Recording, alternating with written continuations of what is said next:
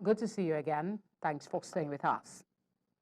Ghana goes to the polls on December 7, signaling the end of Nana Akufo-Addo's presidency. The man has served for 2 terms as president and will be retiring from a very long political life. One slot takes a look at his presidency on arguments that he failed to live up to expectations and what impact his tenure will play on deciding a new president for Ghana. My guest is Bakarr, presidential research professor of sociology, Northern Illinois University, Chicago. Thank you for joining us. Thank you very much for having me. Let's start with your general and personal assessment of Akufo-Addo's presidency. Did he live up to expectations for you? I think there's always general disappointments. That is true for him, but also for many other governments.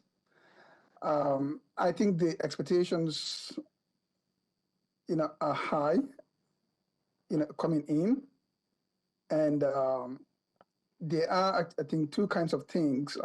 One are more structural, macro kind of things, pandemics, global issues, that complicates the presidency, but also there are other things in which they could have actually done better, especially in terms of corruption and also fighting, being more fiscally responsible. So overall, I think, you cannot really call it a success, but I think in the context of, larger patterns and what happens in the region and across, I think it's a moderate kind of like presidency, so to speak. The suggestion is that Akufo-Addo's presidency was marked by disconnect between his campaign promises and the reality of his policies. Do you agree with this? And that is true. Certainly, I mean, that is true. All elections, all candidates are really big promises.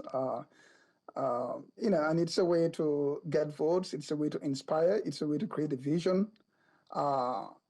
It doesn't really mean that all of those things will be achieved, but certainly, I mean, I think it's important really to hold people accountable to, or at least to judge them by actually what they try to do and what they succeeded in doing, and also what they didn't succeed. So, yes, I think there is always really a gap between campaign promises and what actually happens.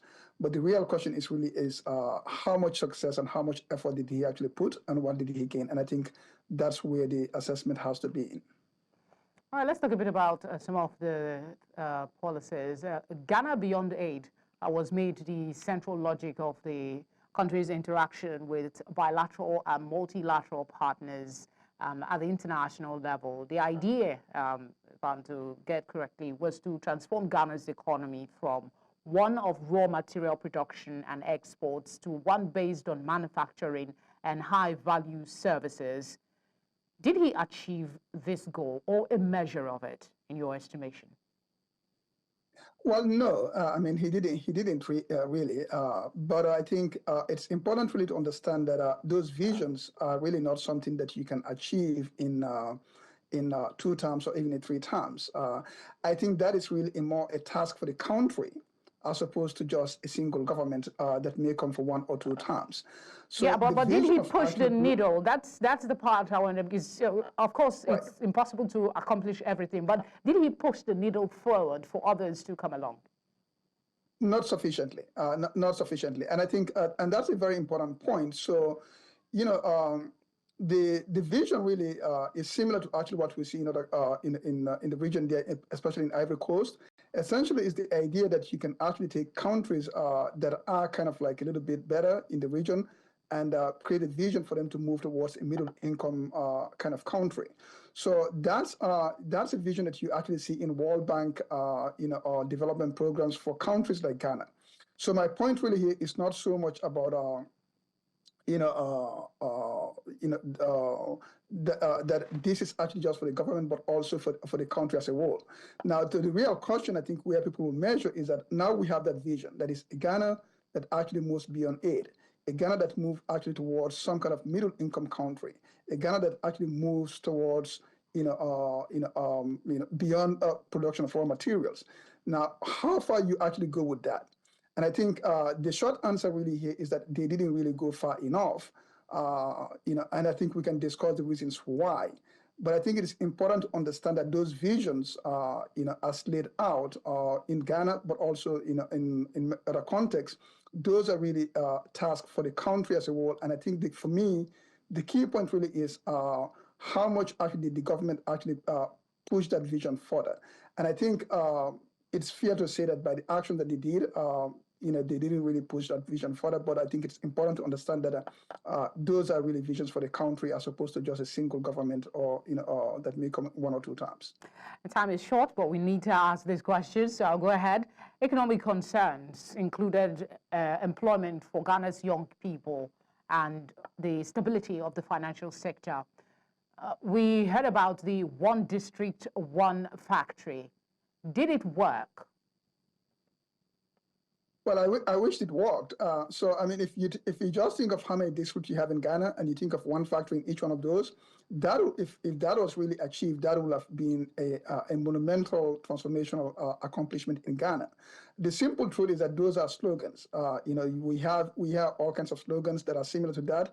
But I think it's important to understand that that slogan really underlines a vision. And that vision is about really a transformation of the economy, a transformation of the country. And the question really is how far you go with that transformation. So I guess we can reframe that a little bit. Maybe, okay, well, did he actually,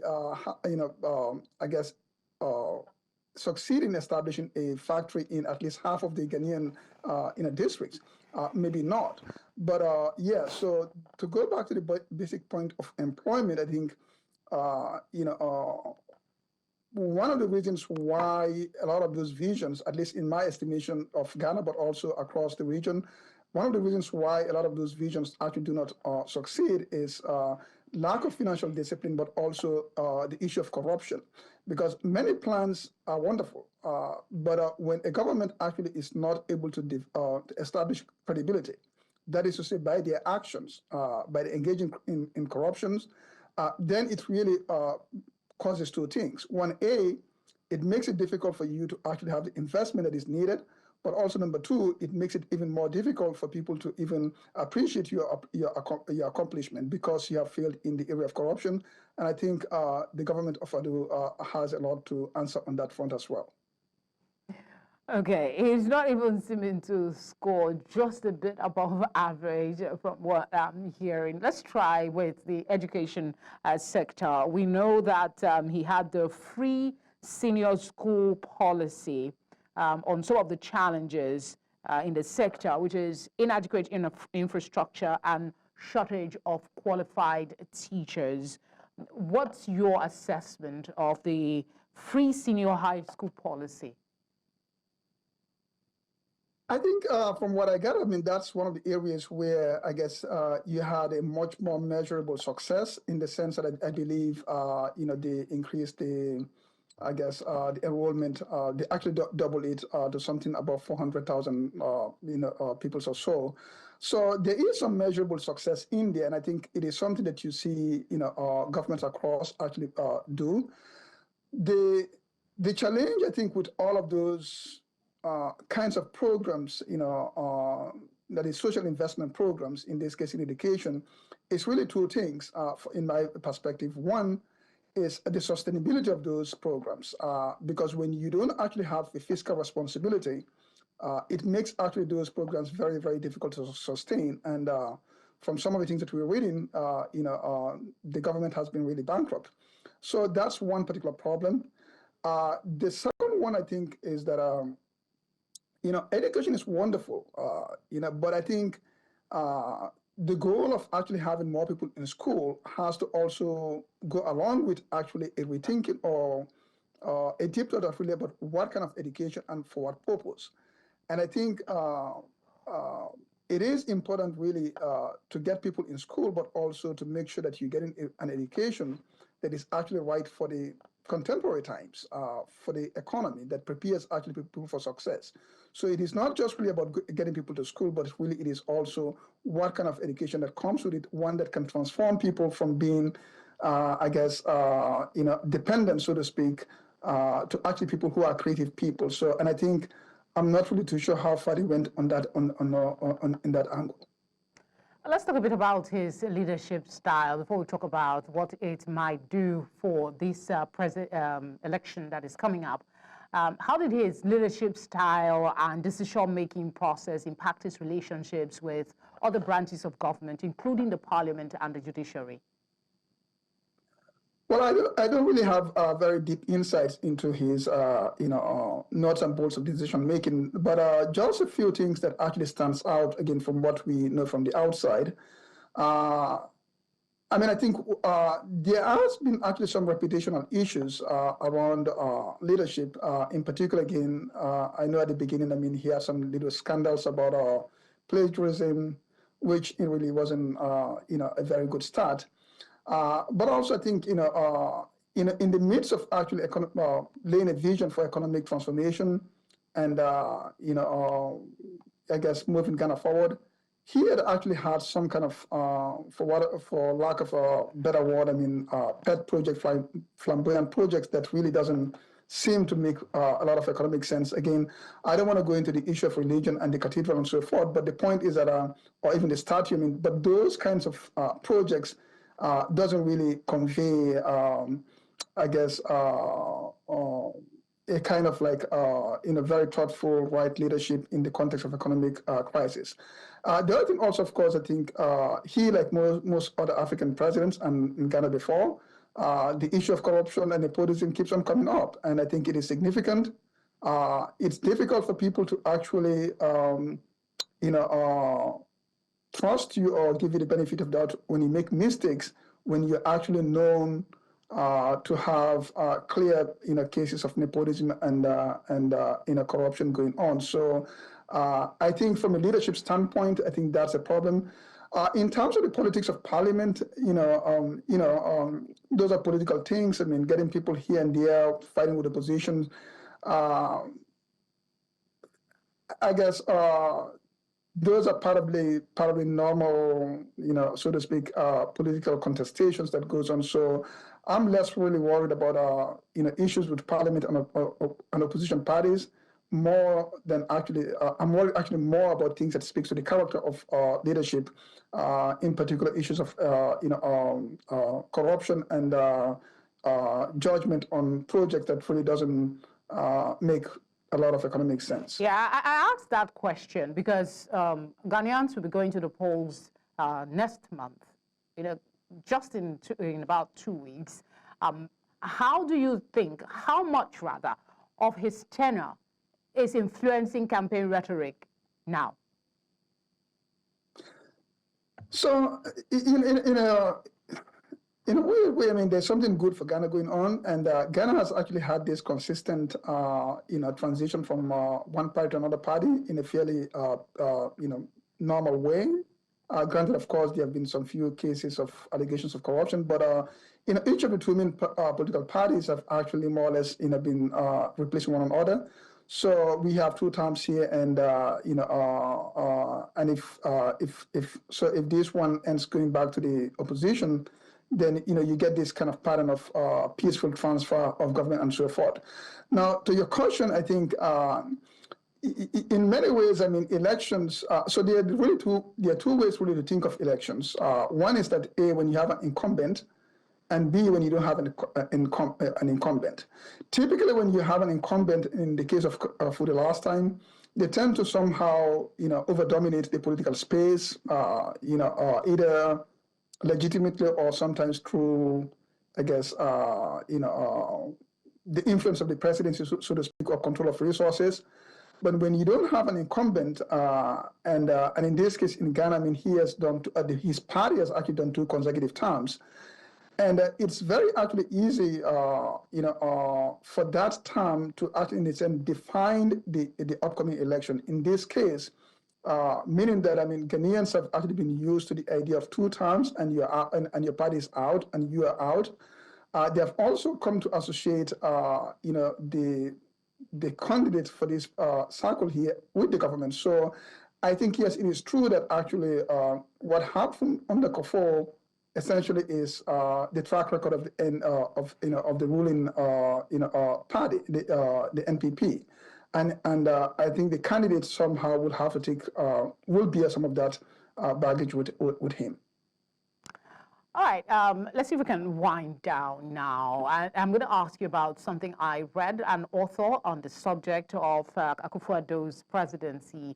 He says that, in a sense, I'm quoting now, in a sense, the Akufo-Addo's presidency became a victim of the high hopes it inspired, or worse, didn't have the people to fulfill them.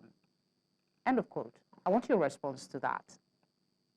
Well, let's take the last part. I mean, the last part is his responsibility. He didn't have the people to fulfill the vision. That is his responsibility, and I think he has to ask why. Did he make the right decisions in selecting people? Did he actually, bring people to office and leadership based on merit and capacity, or other kinds of things? So I think that is totally on him. And I think, from what I can get, I think that was actually a significant, failure in leadership in that domain. Now, the other part of it, I mean, the vision. So going back to what I was saying, it is okay actually for governments or for candidates to actually lay out a vision for a country. And it is also understandable that actually when you have huge aspirational visions, those visions cannot really be achieved in a single or two terms. It will take far much more. So I wouldn't really blame the idea of aspiration, to be the cause of failure. The problem really here is that vision that was laid 8 years ago, somehow, the foundation of that vision hasn't really been laid properly. Let me be specific. If you talk of actually moving Ghana towards a middle-income country, one that is, more of manufacturing as opposed to raw materials country, what have you really done in that sense? When you leave a country that is actually barely bankrupt, that doesn't speak very well to that. So I think it is not really the vision that is a problem, but actually it is a lack of actually laying tangible foundations, principled foundations, that is the problem here. Okay. Final thoughts. What would be your advice to citizens? What should guide their decisions come December 7th? Well, too often, actually, in elections, people don't really have too many good choices. Ghanaians, I mean, are really they are really facing a choice between two political parties that have each ruled for the past decades, and their track records may not really be that significantly different. But I think certainly people have to judge. People have to vote according to their principles, according to their values, and respect the process. I think what I find really to be going very well for Ghana is that they have actually mastered, or they are mastering, the art of actually having multi-party democracy in an African context, one that actually goes on fairly well. So I will encourage Ghanaians to actually respect and continue with that, because that is a significant achievement in and of itself, beyond the economic and social things. All right. Thank you very much, Bakarr, for speaking with us. We appreciate your time and the insights you've provided. Thank you very much for having me.